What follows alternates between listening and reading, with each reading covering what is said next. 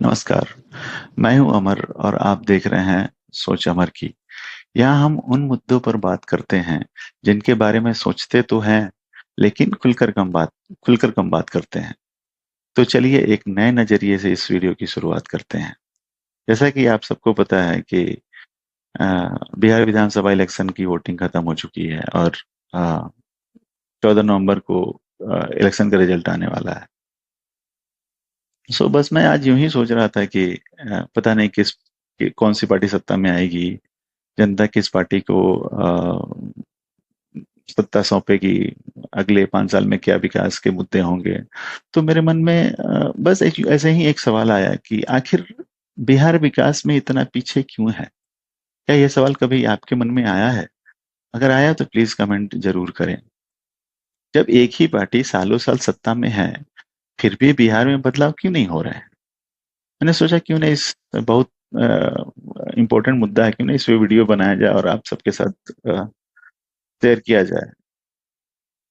यह यह मेरा पहला वीडियो है। इसमें बहुत सारी गलतियां होंगी, तो प्लीज मुझे माफ करें और अपना सुझाव जरूर दें कि हाँ मैं कैसे इम्प्रूव कर सकता हूँ। मेरे हिसाब से बिहार की राजनीति में बाकी राज्यों की राजनीति से बिल्कुल डिफरेंट है। ये सभी एग्री करेंगे इस बात से।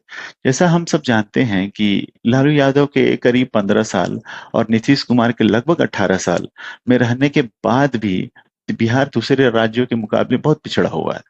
इसका मुख्य कारण क्या है आपके हिसाब से? क्या है? मेरे हिसाब से इसका मुख्य कारण है बिहार की राजनीति में गहरा जातिवाद। ये फैक्ट है। यह सच है कि यहाँ ज्यादातर लोग जाति के आधार पर वोट देते हैं, कैंडिडेट चाहे योग्य हो या नहीं। बट लोकतंत्र की गुणवत्ता उसके नागरिकों की समझदारी पर निर्भर करती है। अगर जनता सोच समझकर वोट नहीं देगी तो सिस्टम कभी नहीं सुधरेगा। सही बात है कि नहीं, आप लोग बताइए। भारत में समस्या यही है। चुनाव में ज्यादातर लोग सबसे काबिल उम्मीदवार को नहीं चुनते, बल्कि उन्हें चुन वोट देते हैं या चुनते हैं जो उन्हें अच्छा लगता है, चाहे वो किसी पार्टी से जुड़ा हो या लोकप्रिय हो। उदाहरण के तौर पे आप बिहार की मशहूर गायिका मैथिली ठाकुर को ही देखिए। सिर्फ 25 साल की हैं, कोई राजनीतिक अनुभव उनको नहीं है, फिर भी एक बड़ी पार्टी से टिकट मिलने के कारण वो उनका जीतना बिल्कुल तय है।